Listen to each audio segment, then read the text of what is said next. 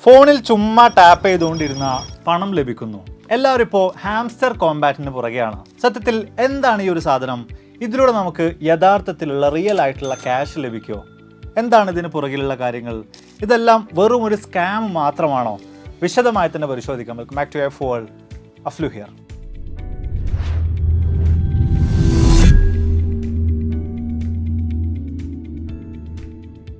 Social മീഡിയയിൽ മൊത്തം നമ്മളിപ്പോൾ നോക്കുമ്പോൾ ഹാംസ്റ്റർ കോമ്പാറ്റുമായി ബന്ധപ്പെട്ട വ്യത്യസ്ത തരത്തിലുള്ള റീലുകളും വീഡിയോസുകളും ഒക്കെ തന്നെയാണ് നമുക്ക് കാണാൻ സാധിക്കുന്നത്. ഇതൊരു വലിയ ട്രെൻഡ് പോലെയൊക്കെ ഏതായാലും മാറി വന്നിട്ടുണ്ട്. ഇനി എന്താണ് ഈ ഒരു സാധനം എന്ന കാര്യത്തെക്കുറിച്ച് തീരെ അറിയാത്തവർക്ക് വേണ്ടി വളരെ ചുരുക്കി ഞാനൊന്ന് പറയാം. ഇത് ആക്ച്വലി നമ്മുടെ ടെലഗ്രാമിനകത്ത് സജ്ജമാക്കിയിട്ടുള്ള ഒരു ക്രിപ്റ്റോ എക്സ്ചേഞ്ച് CEO സിമുലേറ്റർ ഗെയിമാണ്. അപ്പോൾ ഇതിനകത്ത് നമ്മൾ ഈ ഒരു ഹാംസ്റ്ററിൽ ടാപ്പ് ചെയ്യുന്ന അവസരത്തിൽ നമുക്ക് കോയിൻസ് നേരെ കൂടി വരുന്നതായിട്ട് നമുക്ക് കാണാൻ സാധിക്കുന്നുണ്ട്. ഇനിയിപ്പോൾ ഇത് കൂടാതെ തന്നെ മൈൻ എന്ന് പറഞ്ഞിട്ടുള്ള മറ്റൊരു ഓപ്ഷൻ അവിടെയുണ്ട്. അവിടെ നമ്മൾ നോക്കുന്ന അവസരത്തിൽ ഒരുപാടധികം വ്യത്യസ്ത തരത്തിലുള്ള കാർഡുകളുണ്ട്. അപ്പോൾ ഓരോ കാർഡിനും വില നൽകിയിട്ട് നമുക്ക് ഈ കാർഡുകൾ മേടിക്കാം. അപ്പോൾ ഓരോ കാർഡിലും നമ്മൾ ക്ലിക്ക് ചെയ്യുന്ന അവസരത്തിൽ പ്രോഫിറ്റ് പെർ അവർ എന്ന് പറഞ്ഞിട്ട് ഇത്ര കോയിൻസ് എന്ന് കൂടെ ഇവിടെ കൊടുത്തിട്ടുണ്ട്. അപ്പോൾ നമ്മൾ ആ കാർഡുകൾ മേടിച്ച് കഴിഞ്ഞാൽ പ്രോഫിറ്റ് പെർ അവർ എന്ന് പറയുന്ന ഭാഗത്ത് ആ കോയിൻസ് ആഡ് ആവുന്നതായിരിക്കും. അതായത് നമ്മൾ ഏറെക്കുറെ ഒരു 3 മണിക്കൂറോളം ഓൺലൈനായിട്ട് ഇല്ല എങ്കിൽ കൂടെയും എത്രത്തോളം കോയിൻസ് ആണോ പ്രോഫിറ്റ് പെർ അവർ ആയിട്ട് നമ്മളവിടെ വ്യത്യസ്ത കാർഡുകൾ മേടിച്ചുകൊണ്ട് ആഡ് ചെയ്ത് വെച്ചിട്ടുള്ളത്, അത്രയും കോയിനുകൾ ഓട്ടോമാറ്റിക്കലി നമ്മുടെ ഈ ഒരു വാലറ്റിൽ അല്ലെങ്കിൽ ഈ ഒരു ഗെയിമിലേക്ക് കൂടി വന്നുകൊണ്ടിരിക്കുന്നതായിരിക്കും. അപ്പോൾ ഇതുപോലെ തന്നെ നമ്മൾ നോക്കുകയാണെങ്കിൽ ഡെയിലി റിവാർഡ്സ്, അതേപോലെ ഡെയിലി സൈഫർ, ഡെയിലി കോംബോ, ഇത്തരത്തിലുള്ള കാര്യങ്ങളുടെയും അതുപോലെ ഏൺ എന്ന് പറയുന്ന സെക്ഷനിലുള്ള വ്യത്യസ്ത തരത്തിലുള്ള ടാസ്കുകൾ കംപ്ലീറ്റ് ആക്കിയിട്ടും ഒക്കെ തന്നെ നമുക്ക് ഇത്തരത്തിലുള്ള ഈ ഒരു ഹാംസ്റ്റർ കോയിനുകൾ ഇവിടെ കളക്ട് ചെയ്യാൻ സാധിക്കുന്നതായിരിക്കും. അതൊക്കെ തന്നെ വ്യത്യസ്ത കാർഡുകൾ മൈനിങ് സെക്ഷനിൽ പോയി മേടിച്ചുകൊണ്ട് പ്രോഫിറ്റ് പെർ അവർ കൂട്ടാനായിട്ട് നമുക്ക് സാധിക്കുന്നതായിരിക്കും. അപ്പോൾ നിലവിലെ സാഹചര്യത്തിൽ ഇതുവരെ ഈ ഒരു കോയിന് മാർക്കറ്റിൽ എക്സ്ചേഞ്ചുകളിലൊന്നും തന്നെ ലിസ്റ്റ് ചെയ്തിട്ടില്ല. ജൂലൈ മാസത്തിലായിരിക്കും ഈ ഒരു കോയിന് ലിസ്റ്റ് ചെയ്യാൻ പോകുന്നത്. അപ്പോൾ അങ്ങനെ ലിസ്റ്റ് ചെയ്യുന്ന അവസരത്തിൽ നമ്മുടെ കയ്യിലുള്ള ഈ ഒരു പ്രോഫിറ്റ് പെർ അവർ നോക്കിയിട്ട് അത് എത്രത്തോളം കോയിൻസ് അവിടെ നമ്മൾ കളക്ട് ചെയ്ത് വെച്ചിട്ടുണ്ട് അല്ലെങ്കിൽ അത് എത്രത്തോളം നമ്മൾ കൂട്ടിയിട്ടുണ്ട് എന്ന് നോക്കിയിട്ട് ഫ്രീ ആയിട്ട് തന്നെ നമുക്ക് ഇതിൻ്റെ അധികൃതർ നമുക്ക് റിയൽ ആയിട്ടുള്ള കോയിനുകൾ നൽകുന്നതായിരിക്കും, അല്ലെങ്കിൽ ആ ക്രിപ്റ്റോ കറൻസികൾ നൽകുന്നതായിരിക്കും. അപ്പോൾ ഈ എക്സ്ചേഞ്ചുകളിൽ നിന്ന് വളരെ സിമ്പിളായിട്ട് തന്നെ നമുക്കത് ഇന്ത്യൻ റുപ്പീസിലേക്കൊക്കെ മാറ്റിയിട്ട് അല്ലെങ്കിൽ ഡോളറിലേക്കൊക്കെ മാറ്റിയിട്ട് വിഡ്രോ ചെയ്തെടുക്കാനും സാധിക്കുന്നതായിരിക്കും. സോ ഏറെക്കുറെ ഒരു ധാരണ നിങ്ങൾക്ക് ലഭിച്ചാണെന്ന് വിചാരിക്കുന്നു. അപ്പോൾ ഈ ഒരു കാര്യത്തിന് വേണ്ടിയിട്ടാണ് എല്ലാവരും ഇപ്പോൾ ഈ ഒരു ഗെയിമും തുറന്നു വെച്ചിട്ട് ഇതിനകത്തുള്ള ഒരു ഹാംസ്റ്ററിൽ ക്ലിക്ക് ചെയ്തുകൊണ്ട് കൂടുതലായിട്ട് കോയിൻസ് നേടാൻ വേണ്ടിയുള്ള പരമാവധി ശ്രമങ്ങൾ അവിടെ നടത്തിക്കൊണ്ടിരിക്കുന്നത്. അതായത് യാതൊരു വിധത്തിലുള്ള ഇൻവെസ്റ്റ്മെൻറ്റും ഇല്ലാതെ കുറച്ച് സമയം മാറ്റി വെച്ചിട്ട് ഇതിലിങ്ങനെ ക്ലിക്ക് ചെയ്ത് കഴിഞ്ഞാൽ ഇത് എക്സ്ചേഞ്ചിൽ ലിസ്റ്റ് ചെയ്യുന്ന സമയത്ത്, ഈ ഒരു കോയിൻ ലിസ്റ്റ് ചെയ്യുന്ന സമയത്ത് നമുക്ക് ഫ്രീ ആയിട്ട് ക്യാഷ് ലഭിക്കുന്നു. കേൾക്കുമ്പോൾ വളരെ ഇൻട്രസ്റ്റിംഗ് ആയിട്ട് തോന്നുന്നില്ലേ? ഈ ഒരൊറ്റ കാര്യം കൊണ്ട് തന്നെയാണ് ഒരുപാടധികം ആളുകൾ മൊത്തത്തിൽ നമ്മൾ പരിശോധിച്ച് നോക്കുകയാണെങ്കിൽ മാർച്ച് 26-ന് ഈ ഒരു ഹാംസ്റ്റർ കോമ്പാറ്റ് വിപണിയിലേക്ക് വന്നിട്ട് ലോഞ്ച് ചെയ്യപ്പെട്ടിട്ട് ഇന്നേ വരെയുള്ള കണക്കുകളെടുത്ത് പരിശോധിച്ച് നോക്കുമ്പോൾ ഏറെക്കുറെ 150 മില്യണിലധികം ആളുകളാണ് ഈ ഒരു സിമുലേറ്റർ ഗെയിം ഇപ്പോൾ കളിച്ചുകൊണ്ടിരിക്കുന്നത്. അത്രയധികം ആളുകളാണ് ഇതിലേക്ക് ഇൻവോൾവ് ആയിട്ട് മുന്നിട്ടിറങ്ങി വന്നിട്ടുള്ളത്. ഇനി അടുത്തതായിട്ട് ഉയർന്നു വരുന്ന ഏറ്റവും വലിയ ക്രൂഷ്യലായിട്ടുള്ള ചോദ്യം, ഫ്രീ ആയിട്ട് നമുക്കിതിൽ നിന്നും റിയൽ ആയിട്ടുള്ള ക്യാഷ് കിട്ടും? ഇതിനകത്ത് നമുക്ക് കോയിൻസ് കിട്ടുന്നുണ്ട്, പക്ഷെ അതുപോരല്ല, നമുക്ക് വേണ്ടത് റിയൽ ആയിട്ടുള്ള മണിയാണ്, റിയൽ ആയിട്ടുള്ള ക്യാഷാണോ? അത്തരത്തിൽ നമുക്ക് ഇതിനകത്ത് നിന്ന് ക്യാഷ് ലഭിക്കുമോ? അതോ ഇത് വെറും സ്കാമാണോ? നമ്മൾ പറ്റിക്കാൻ വേണ്ടിയിട്ട് നടത്തിയിട്ടുള്ള ചെറിയ ഉടായ്പ പരിപാടികളാണോ? നമ്മുടെ ഡാറ്റകളൊക്കെ ഇവർ മോഷ്ടിച്ചുകൊണ്ട് പോവോ?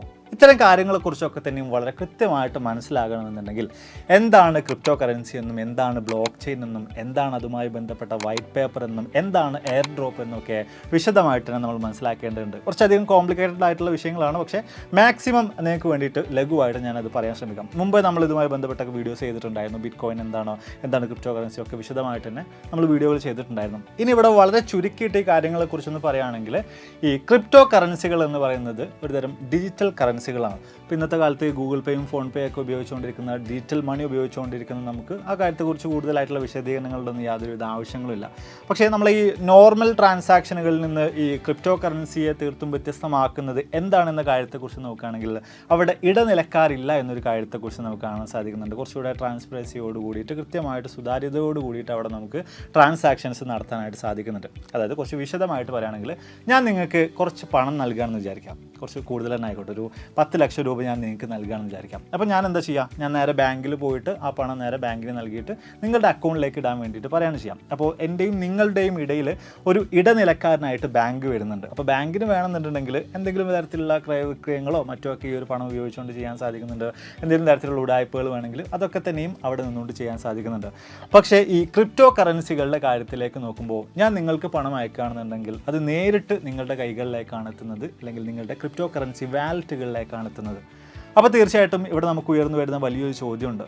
ഇവിടെ ഇടനിലക്കാരായിട്ട് ആരുമില്ലെങ്കിൽ, അല്ലെങ്കിൽ ഈ കാര്യങ്ങളൊക്കെ നിയന്ത്രിക്കാനായിട്ട് ആരുമില്ലെങ്കിൽ അവിടെ വ്യത്യസ്ത തരത്തിലുള്ള പ്രശ്നങ്ങൾ നടക്കില്ലേ? ആർക്ക് വേണമെങ്കിലും സിമ്പിളായിട്ട് ഇതിനെ ഹാക്ക് ചെയ്തുകൂടെ, അല്ലെങ്കിൽ ഇത്തരത്തിലുള്ള കണക്കുകളിൽ വ്യത്യാസങ്ങൾ വരുത്തിക്കൂടെ? ഈ ഒരു വിഷയത്തെക്കുറിച്ച് തന്നെ നമ്മൾ നോക്കുകയാണെങ്കിൽ ബാങ്കുകളിലൊക്കെ ട്രാൻസാക്ഷനുകൾ നടക്കുന്ന അവസരത്തിൽ അതുമായി ബന്ധപ്പെട്ട ഡാറ്റകളൊക്കെ തന്നെ അവരുടെ ലെഡ്ജറുകളിൽ അല്ലെങ്കിൽ അവരുടെ സോഫ്റ്റ്വെയറുകളിൽ അവരുടെ സെർവറുകളിലൊക്കെ തന്നെ കൃത്യമായ നിലയിൽ തന്നെ രേഖപ്പെടുത്തി വെക്കുന്നുണ്ട്. പക്ഷേ ഈ ക്രിപ്റ്റോ കറൻസികളുടെ കാര്യത്തിലേക്ക് വരുമ്പോൾ അവിടെ കടന്നു വരുന്ന മറ്റൊരു സംവിധാനത്തിൻ്റെ പേരാണ് ബ്ലോക്ക് ചെയിൻ. എന്താണ് ഈ ഒരു ബ്ലോക്ക് ചെയിൻ, അല്ലെങ്കിൽ എങ്ങനെയാണ് ഇത് പ്രവർത്തിക്കുന്ന കാര്യത്തെക്കുറിച്ച് വളരെ സിമ്പിളായിട്ട് ഞാൻ ഒന്ന് പറഞ്ഞുതരാം. അതായത് ഒരു ക്ലാസ്സിൽ 30 കുട്ടികളുണ്ടെന്ന് വിചാരിക്കാം. ഈ കുട്ടികളുമായി ബന്ധപ്പെട്ട അറ്റൻഡൻസ് ഒക്കെ മാർക്ക് ചെയ്യുന്നതിന് വേണ്ടിയിട്ട് ഒരു റെക്കോർഡ് ബുക്ക് കൂടെ അവിടെ ഉണ്ട്. അപ്പോൾ എല്ലാ ദിവസവും വന്നിട്ടുള്ള കുട്ടികളുടെ അറ്റൻഡൻസ് ഒക്കെ ടീച്ചേഴ്സ് അതിൽ മാർക്ക് ചെയ്ത് പോകും. പക്ഷേ ഏതെങ്കിലും ഒരു കുട്ടിക്ക് വേണമെന്നുണ്ടെങ്കിൽ, ഏതെങ്കിലും ഒരു കുരുത്തം കെട്ട കുട്ടിക്ക് വേണമെന്നുണ്ടെങ്കിൽ ആ ഒരു റെക്കോർഡ് എടുത്തുകൊണ്ട് അവൻ വന്ന ദിവസവും വരാത്ത ദിവസമൊക്കെ തീർച്ചയായിട്ടും അവിടെ വ്യത്യാസങ്ങൾ വരുത്താൻ അവന് സാധിക്കുന്നതായിരിക്കും. ഇതൊന്നും വേറെ ആരും തന്നെ അറിയാനും പോകുന്നില്ല. കാരണം ആ കൂടെ ഒരു റെക്കോർഡ് ബുക്ക് മാത്രമേ ഉള്ളൂ. പക്ഷേ ഇതേ ഒരു അവസരത്തിൽ തന്നെ ഈ 30 കുട്ടികളുടെ കയ്യിലും ഓരോ റെക്കോർഡ് ബുക്കുകൾ ഉണ്ട് എന്ന് വിചാരിക്കുക. ഓരോ ദിവസവും വന്നിട്ടുള്ള ആളുകളുടെയും വരാത്ത ആളുകളുടെയും കൃത്യമായിട്ടുള്ള അറ്റൻഡൻസ് അതിലൊക്കെ തന്നെയും എല്ലാവരും ഒരുപോലെ തന്നെ മാർക്ക് ചെയ്ത് പോവുകയാണെന്ന് വിചാരിക്കുക. അങ്ങനെയാണെങ്കിൽ ഒരു ദിവസം ഒരു കുട്ടി വന്നിട്ട് ഏതെങ്കിലും ഒരു റെക്കോർഡിലെ അറ്റൻഡൻസിൽ എന്തെങ്കിലും തരത്തിലുള്ള തിരിമറികൾ നടത്തി കഴിഞ്ഞാൽ, എന്തെങ്കിലും തരത്തിലുള്ള മാറ്റങ്ങൾ വരുത്തി കഴിഞ്ഞാൽ അവിടെ ഒരു തിരിമറി നടന്നിട്ടുണ്ട് എന്ന കാര്യത്തെക്കുറിച്ച് വളരെ പെട്ടെന്ന് തന്നെ നമുക്ക് ബാക്കിയുള്ള റെക്കോർഡ് ബുക്കുകളൊക്കെ തന്നെ വെച്ച് നോക്കുന്ന അവസരത്തിൽ മനസ്സിലാക്കാൻ സാധിക്കുന്നതായിരിക്കും. അപ്പോൾ ഇതേ ഒരു രീതിയിൽ തന്നെയാണ് ഈ ബ്ലോക്ക് ചെയിൻ ടെക്നോളജി കൂടെ വർക്ക് ചെയ്യുന്നത്. ഓരോ ട്രാൻസാക്ഷനുകൾ ക്രിപ്റ്റോ കറൻസിയുമായി ബന്ധപ്പെട്ട് അവിടെ നടക്കുന്ന അവസരത്തിലൊക്കെ തന്നെയും ഓരോ ബ്ലോക്കുകൾ അവിടെ രൂപീകരിക്കപ്പെടുകയും ഇത് ആർക്കാണ് അയച്ചിട്ടുള്ളത്, എത്രത്തോളം എമൗണ്ടാണ് അയച്ചിട്ടുള്ളത്, അതോടൊപ്പം തന്നെ ഒരു ഹാഷ് വാല്യൂ കൂടെ അവിടെ ക്രിയേറ്റ് ചെയ്യപ്പെടുന്നുണ്ട്. അപ്പം ഒരു ചെയിന് പോലെ ആയിരിക്കും ഇതങ്ങനെ കണ്ടിന്യൂസ്ലി പോയിക്കൊണ്ടിരിക്കുന്നത്. ഇനിയാണ് അടുത്ത വളരെ പ്രധാനപ്പെട്ട മറ്റൊരു പ്രോസസ്സ് കടന്നു വരുന്നത് മൈനിങ്. തീർച്ചയായിട്ടും നിങ്ങളും കേട്ട് കാണും ക്രിപ്റ്റോ കറൻസി മൈൻ ചെയ്യാം, നമുക്ക് ഒരുപാട് പണം സമ്പാദിക്കാം എന്ന് തുടങ്ങിയിട്ടുള്ള കാര്യങ്ങളൊക്കെ.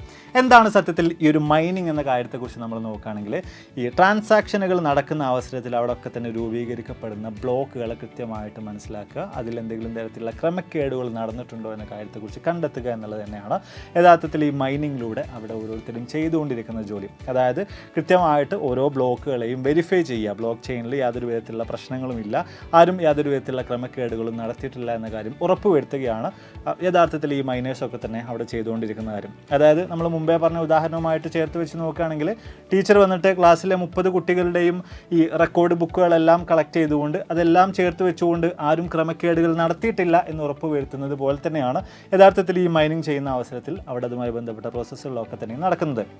അപ്പോൾ ഈ ഒരു കാര്യം ചെയ്യുന്നതിൻ്റെ ഭാഗമായിട്ട് ഈ ട്രാൻസാക്ഷൻ ഫീയിൽ നിന്നുള്ള ഒരു വിഹിതവും അതോടൊപ്പം തന്നെ ഈ കോയിൻ്റെ സെൻട്രൽ റിസർവിൽ നിന്ന്, അതായത് ഈ ക്രിപ്റ്റോ കറൻസിയുടെ സെൻട്രൽ റിസർവിൽ നിന്ന് ചെറിയൊരു കമ്മീഷൻ കൂടെ ഈ മൈനിങ് ചെയ്യുന്ന ആളുകൾക്ക് ലഭിക്കുന്നതായിരിക്കും. നമുക്കറിയാം ഇന്ന് ലോകത്തിൻ്റെ വിവിധങ്ങളായിട്ടുള്ള ഭാഗങ്ങളായിട്ട് ഒരുപാടധികം ആളുകൾ ക്രിപ്റ്റോ കറൻസി മൈൻ ചെയ്തുകൊണ്ടിരിക്കുന്നുണ്ട്. അതുമായി ബന്ധപ്പെട്ട് ഒരുപാട് കോംപ്ലിക്കേറ്റഡ് ആയിട്ടുള്ള കാര്യങ്ങളുണ്ട്, അതിലേക്കൊന്നും നമ്മൾ കടക്കുന്നില്ല. അപ്പോൾ ഈ ഏതൊരു കറൻസിയാണോ ഇവർ മൈൻ ചെയ്യുന്നത് അതിൻ്റെ സപ്ലൈ അനുസരിച്ചിട്ട് തന്നെ ഈ മൈൻ ചെയ്യുന്ന പ്രോസസ്സിൻ്റെ കാര്യത്തിലും വലിയ തോതിലുള്ള പ്രശ്നങ്ങളൊക്കെ തന്നെ വരാറുണ്ട്, കോംപ്ലിക്കേഷൻസ് ഒക്കെ വരാറുണ്ട്. ഒരു ഉദാഹരണം പറയുകയാണെങ്കിൽ ഈ ബിറ്റ് കോയിൻ എന്ന് പറയുന്ന ക്രിപ്റ്റോ കറൻസി ആകെ മൊത്തം അതിൻ്റെ സപ്ലൈ എന്ന് പറയുന്നത് 21 മില്യൺ ആണ്. അതിൽ ഏറെക്കുറെ 17 മില്യണോളം മാർക്കറ്റിലേക്ക് എത്തിയിട്ടുണ്ട്. ബാക്കി ഇനി 4 മില്യണോളമാണ് സെൻട്രൽ റിസർവിൽ അവർ മാറ്റി വെച്ചിട്ടുള്ളത്. അത്രമാത്രമാണ് അതിൻ്റെ സപ്ലൈ. അപ്പോൾ ഈ മാറ്റി വെച്ചിട്ടുള്ള ഈ സപ്ലൈ 4 മില്യൺ എന്ന് പറയുന്നതിൻ്റെ അളവ് ഇങ്ങനെ കുറഞ്ഞു വരുന്നതിനനുസരിച്ചിട്ട് ഈ മൈനിങ് എന്ന് പറയുന്ന പ്രോസസ്സും കൂടുതൽ കഠിനമായിട്ട് മാറുന്നതായിരിക്കും. ഒരുപാടധികം ഇലക്ട്രിസിറ്റിയും വളരെയധികം പവർഫുൾ ആയിട്ടുള്ള പ്രൊസസ്സറുകളും ഗ്രാഫിക്സ് കാർഡുകളും ഒക്കെ അതിന് വേണ്ടിയിട്ട് ഉപയോഗിക്കേണ്ടതായിട്ട് വരുന്നുണ്ട്. മാത്രമല്ല പല കണക്കുകളും പരിശോധിച്ച് നോക്കുമ്പോൾ ലോകത്തുള്ള ടോട്ടൽ ഇലക്ട്രിസിറ്റിയുടെ 5% ഇന്ന് ഉപയോഗിച്ചുകൊണ്ടിരിക്കുന്നത് ഇത്തരം ക്രിപ്റ്റോ കറൻസികൾ മൈൻ ചെയ്യാൻ വേണ്ടിയിട്ടാണ് എന്നൊരു കാര്യം കൂടെ നമുക്കവിടെ കാണാനായിട്ട് സാധിക്കുന്നുണ്ട്. ഈ മൈനിങ് ഒക്കെ തീർച്ചയായിട്ടും നമ്മുടെ ഈ ഹാംസ്റ്റർ കോമ്പാക്റ്റുമായിട്ടൊക്കെ ബന്ധപ്പെട്ട് കിടക്കുന്നതാണ്, അതിലേക്കൊക്കെ നമ്മൾ വരാം. എന്തൊക്കെ തന്നെയായാലും ഒരു വ്യക്തി പുതുതായിട്ട് ഇത്തരത്തിലുള്ള ഒരു ക്രിപ്റ്റോ കറൻസി ജനങ്ങളുടെ മുന്നിലേക്ക് അല്ലെങ്കിൽ മാർക്കറ്റിലേക്ക് എക്സ്ചേഞ്ചിലേക്ക് നേരെ ഇൻട്രൊഡ്യൂസ് ചെയ്യുകയാണെങ്കിൽ, അത്തരം ഒരു തീരുമാനം അയാൾക്കുണ്ട് അല്ലെങ്കിൽ ഒരു ഗ്രൂപ്പ് ഓഫ് ആളുകൾക്കുണ്ടെങ്കിൽ അവർ ആദ്യം തന്നെ ചെയ്യുന്നൊരു പരിപാടിയുണ്ട്. ഒരു വൈറ്റ് പേപ്പർ അവർ പുറത്തിറക്കും എന്നുള്ളതാണ്, പബ്ലിഷ് ചെയ്യുന്നുള്ളതാണ് ആദ്യത്തെ പരിപാടി.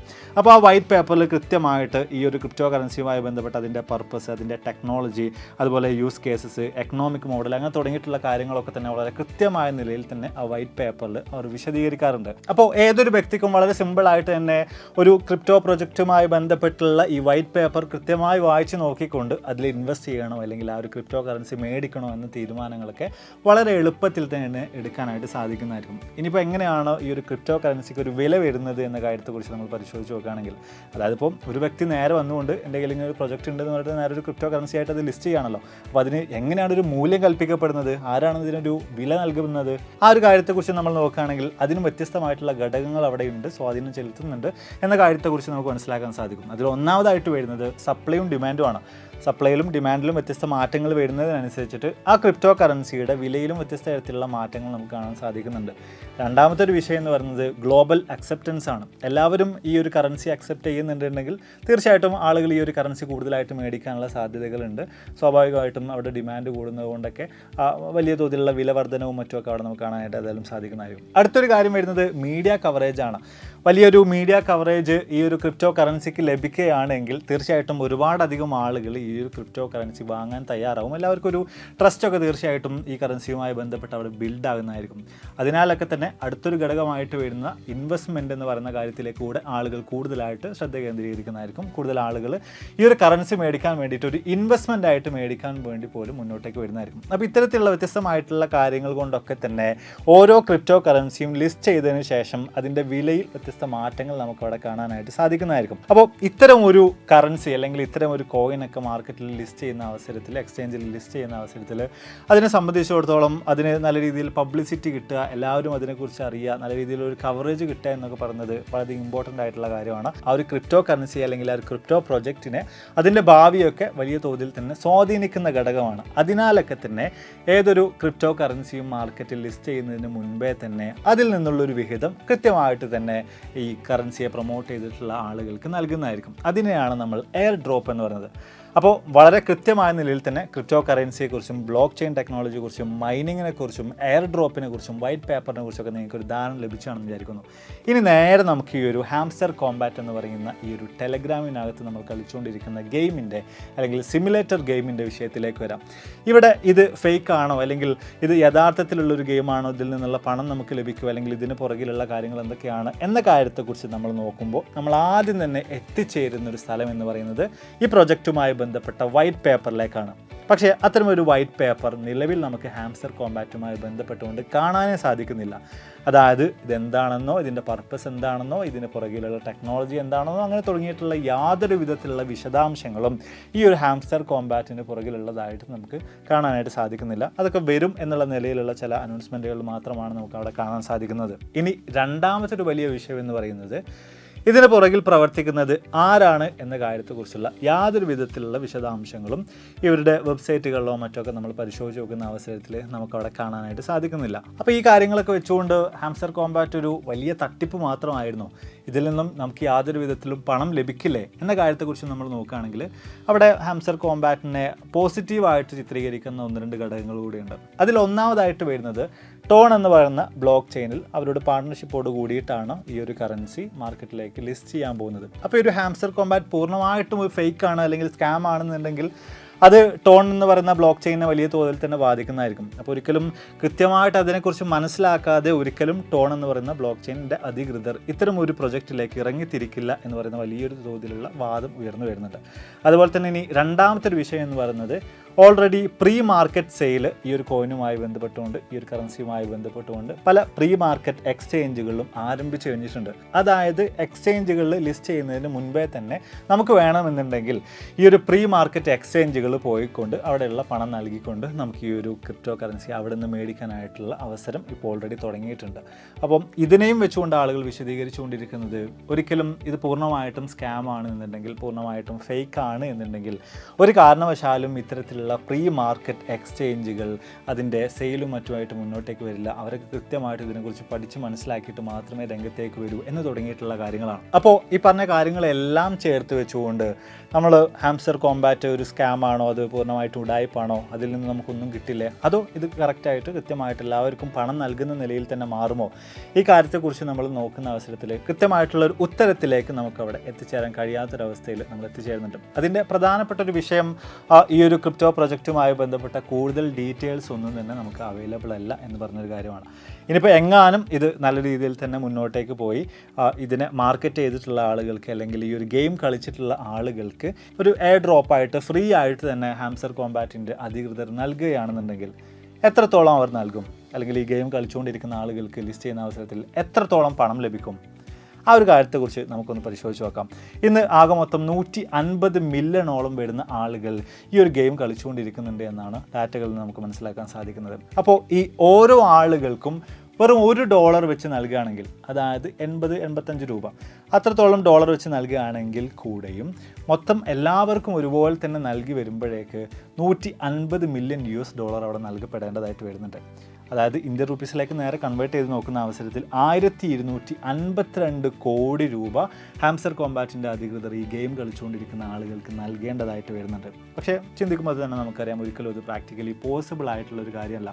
അതിൽ തന്നെ നമ്മൾ പരിശോധിച്ച് നോക്കുകയാണെങ്കിൽ ഈ ഒരു കോയിൻ ലിസ്റ്റ് ചെയ്ത് കഴിഞ്ഞാൽ അതിൻ്റെ ഏറെക്കുറെ 1% മുതൽ 10% വരെ മാക്സിമം ഈ എയർ ഡ്രോപ്പ് ആയിട്ട് ആളുകൾക്ക് നൽകുകയുള്ളൂ, അതിനെ പ്രൊമോട്ട് ചെയ്തിട്ടുള്ള അല്ലെങ്കിൽ ഈ ഗെയിം കളിച്ചിട്ടുള്ള ആളുകൾക്ക് നൽകുകയുള്ളൂ. അപ്പം അങ്ങനെ വരുന്ന അവസരത്തിൽ 150 മില്യൺ ആളുകൾക്ക് ഈ വരുന്ന തുകയെ ഡിവൈഡ് ചെയ്ത് കൊടുക്കുന്ന അവസരത്തിൽ തീർച്ചയായിട്ടും അത് വളരെ ചെറിയൊരു എമൗണ്ട് ആയിട്ട് പോലും മാറി വരാനുള്ള സാധ്യതകൾ വളരെ കൂടുതലാണ്. അതായത് 5-10 കിട്ടിയാലായി എന്ന് വളരെ ചുരുക്കിയിട്ട് നമുക്ക് വിശദീകരിക്കാൻ സാധിക്കുന്നുണ്ട്. അതും എങ്ങനെ ഈ വിഷയങ്ങളൊക്കെ പ്രോപ്പറായിട്ട് നടന്ന് നല്ല രീതിയിൽ തന്നെ ജൂലൈയിൽ ലിസ്റ്റ് ചെയ്യപ്പെട്ട് കഴിഞ്ഞാൽ മാത്രമായിരിക്കും ഇത്ര ഒരു എമൗണ്ട് തന്നെ നമുക്ക് ലഭിക്കുന്നത്. അപ്പം ഇവിടെയൊക്കെ തന്നെ നമ്മൾ നോക്കുകയാണെങ്കിൽ ഈ കാര്യങ്ങളൊക്കെ മനസ്സിലാക്കിയിട്ട് ഒന്നുകിൽ വേണമെന്നുണ്ടെങ്കിൽ പൂർണ്ണമായിട്ടും ഇതൊന്നും കളിക്കാതെ അല്ലെങ്കിൽ ഇതിനെ തിരിഞ്ഞു നോക്കാതെ മൈൻഡ് ചെയ്യാതെ നമുക്ക് വിടാം. അതല്ല എന്നുണ്ടെങ്കിൽ എല്ലാവരും ചെയ്യുന്നത് പോലെ തന്നെ കിട്ടിയാൽ കിട്ടി പോയാൽ പോയി എന്നുള്ള നിലക്ക് വേണമെങ്കിൽ നമുക്ക് ഇതിൽ ഇൻവോൾവ് ചെയ്യാം, ഈ ഒരു ഗെയിം കളിക്കാം. പക്ഷേ എനിക്ക് തോന്നുന്നു പേഴ്സണലായിട്ട് എനിക്ക് പറയാനുള്ളൊരു കാര്യം എന്ന് വെച്ച് കഴിഞ്ഞാൽ അങ്ങനെ സീരിയസ് ആയിട്ട് ഇതിനെ അപ്രോച്ച് ചെയ്യാണ്ടിരിക്കുകയായിരിക്കും നല്ലത്. എനിക്ക് ഒരു പണിയില്ലാതെ വെറുതെ ഇരിക്കുകയാണെങ്കിൽ വേണമെങ്കിൽ ഒന്ന് ട്രൈ ചെയ്ത് നോക്കാമെന്ന് ഞാൻ ഈ ഒരു വിഷയവുമായി ബന്ധപ്പെട്ട് പറയുള്ളൂ.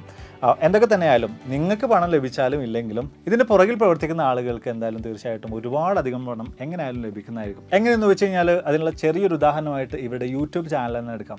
ഏറെക്കുറെ 20 മില്യണിലധികം സബ്സ്ക്രൈബേഴ്സാണ് ആ ഒരു യൂട്യൂബ് ചാനലിന് ഇതിനോടം തന്നെ ലഭ്യമായിട്ടുള്ളത്. മില്യൺ കണക്കിന് വ്യൂസാണ് അവരുടെ ഓരോ വീഡിയോസിനും ലഭിച്ചുകൊണ്ടിരിക്കുന്നത്. സ്വാഭാവികമായിട്ടും അതിലൂടെയൊക്കെ തന്നെ ധാരാളം ഗൂഗിളിൻ്റെ സൈഡിൽ നിന്ന് തന്നെ അവർക്ക് ഏൺ ചെയ്യാനായിട്ട് സാധിക്കുന്നുണ്ട്. യൂട്യൂബിൻ്റെ സൈഡിൽ നിന്ന് തന്നെ ഒരുപാടധികം പണം അവർക്ക് ലഭിച്ചുകൊണ്ടിരിക്കുന്നുണ്ട്. അപ്പോൾ നമുക്ക് കിട്ടിയില്ലെങ്കിലും ഇതിന് പുറകിൽ പ്രവർത്തിച്ചുകൊണ്ടിരിക്കുന്ന ആളുകൾക്ക് തീർച്ചയായിട്ടും ഒരുപാടധികം പണം ലഭിക്കുന്നതായിരിക്കും. അപ്പോൾ എന്തായാലും നമ്മുടെ വീഡിയോയുടെ വൈൻഡപ്പിയാണ്. എല്ലാ കാര്യങ്ങളെക്കുറിച്ചും വളരെ കൃത്യമായിട്ടുള്ളൊരു ധാരണ നിങ്ങൾക്ക് ലഭിച്ചാണെന്ന് തന്നെ വിചാരിക്കുന്നു. എന്താണ് ബ്ലോക്ക് ചെയിൻ, എന്താണ് ക്രിപ്റ്റോ കറൻസി, എന്താണ് വൈറ്റ് പേപ്പർ, എന്താണ് എയർ ഡ്രോപ്പ്, നമുക്ക് കിട്ടുമോ, അങ്ങനെ തുടങ്ങിയിട്ടുള്ള കാര്യങ്ങളൊക്കെ തന്നെ നിങ്ങൾക്ക് ലളിതമായിട്ട് തന്നെ മനസ്സിലായി കാണുമെന്ന് തന്നെ വിചാരിക്കുന്നു. ഇത്രയും കാര്യങ്ങളൊക്കെ കേട്ടതിന് ശേഷം നിങ്ങൾക്ക് എന്ത് തോന്നുന്നു? ഈ ഒരു ഹാംസ്റ്റർ കോമ്പാറ്റ് യഥാർത്ഥത്തിൽ നമുക്ക് ഫ്രീ ആയിട്ട് പണം തരുമോ? തരുവാണെങ്കിൽ തന്നെ എത്രത്തോളം പണം ലഭിക്കുമെന്നാണ് നിങ്ങൾ വിചാരിക്കുന്നത്? 5000, 10000 ഒക്കെ കിട്ടുമെന്ന് നിങ്ങൾ പ്രതീക്ഷിക്കുന്നുണ്ടോ? അതോ ഇനി ഇത് പൂർണ്ണമായിട്ടും ഒരു സ്കാമാണ്, പൂർണ്ണമായിട്ടും ഒരു തട്ടിപ്പാണ് എന്ന നിലക്കാണോ നിങ്ങൾ ചിന്തിക്കുന്നത്?